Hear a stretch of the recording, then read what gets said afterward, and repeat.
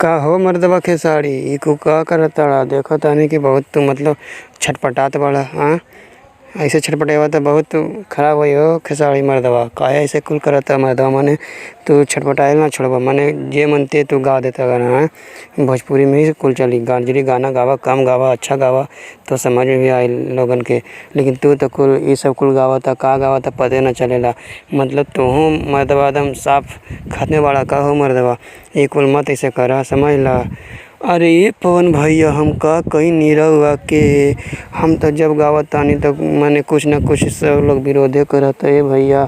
रउआ गावत तानी तो कोई न विरोध करत। माने का करी हम कुछ अच्छा भी गावेला फिर भी ओकरा के सब खराबे कहेला। लेकिन रउआ गावेला तो मतलब सब तरह के सपोर्ट करेला ये भैया। लेकिन हम का कहीं ये कुल तो हमरा कोई सपोर्ट ना करेला अच्छा गावेला तो इसलिए तो मैं अच्छा ना गावेला। लेकिन रउआ तो जब कौनो गावेला तो रउआ एकदम मन एकदम फुल मिजाज में एकदम गावेला, सब सपोर्ट करेला। अरे भक मर्दवा, तू अच्छा गावा देखा सब सपोर्ट करी, तो खराब गावा तो क्या सपोर्ट करी, कोई ना सपोर्ट करी। मर्दवा ये कुल ऐसे ना चली, समझ ला।